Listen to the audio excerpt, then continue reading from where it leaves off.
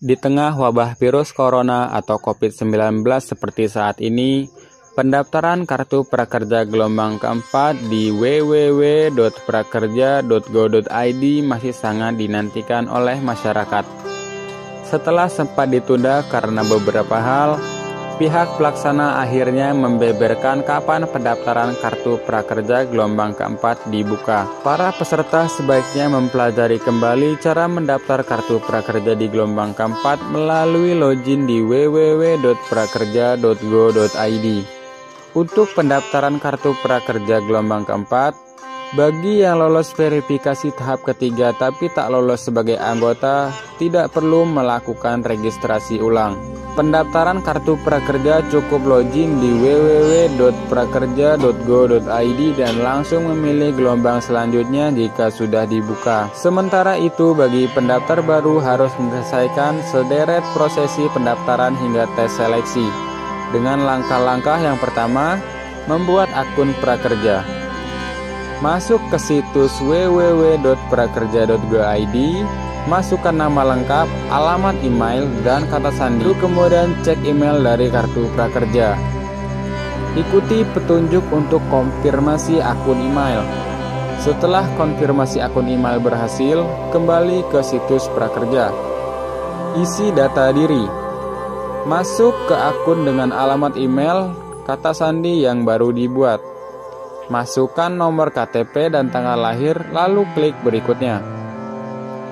Isi data diri dengan lengkap, formulir kartu prakerja, nama lengkap, alamat email, alamat tempat tinggal, alamat domisili, pendidikan, status kebekerjaan, foto KTP dan foto selfie dengan KTP, lalu klik berikutnya.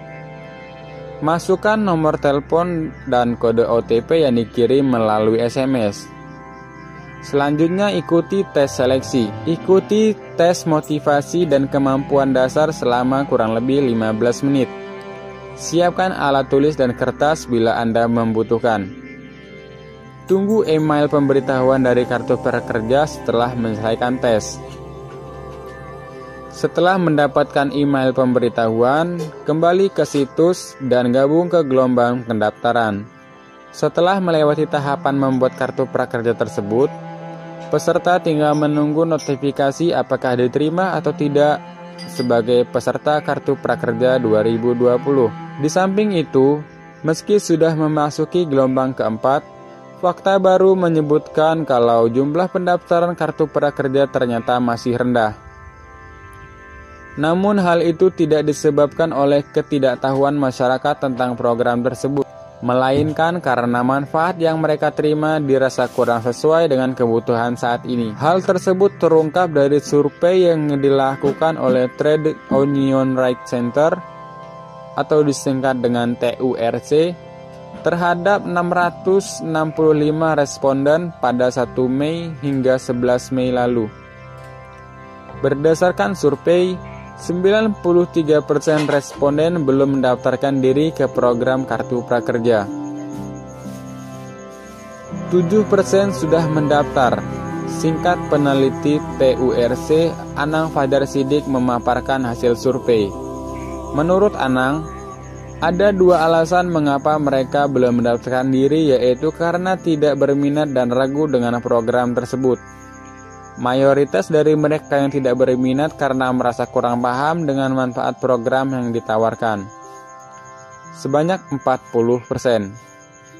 Kemudian mereka merasa prosedur pendaftaran yang berbelit, sebanyak 20%, dan merasa tidak berhak, sebanyak 18%. Sedangkan yang merasa ragu juga memberikan alasan yang sama, yakni kurang paham dengan program yang ditawarkan, sebanyak 60%. Selain karena proses yang berbelit, sebanyak 24%, masyarakat justru berharap pemerintah dapat memberikan bantuan tanpa syarat kepada mereka, sebanyak 46%.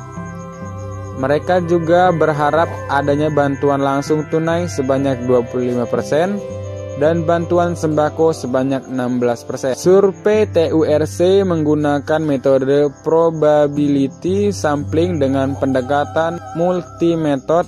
Tingkat margin of error survei ini sebesar 5%. Berdasarkan data gelombang pertama pendaftaran kartu prakerja yang sudah ditutup, ada sekitar 3,29 juta yang telah melalui tahap verifikasi nomor induk KTP atau NIK. Kemudian sebanyak 2,78 juta berhasil lolos untuk melalui proses pengacakan sistem sebagai peserta gelombang pertama, sebanyak 200.000 orang.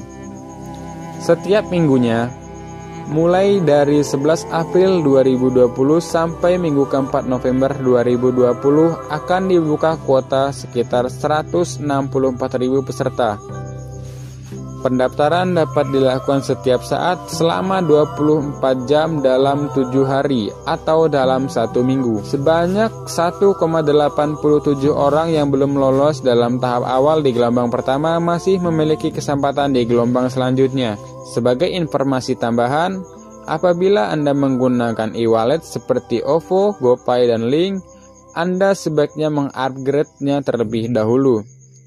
Dan untuk Oppo, Anda bisa melakukan upgrade ke Premier melalui upgrade secara online. Berikut informasi yang dapat kami berikan, semoga ini menjadi bermanfaat bagi kalian. Dan jangan lupa terus berkunjung ke channel kami di Telaju Channel.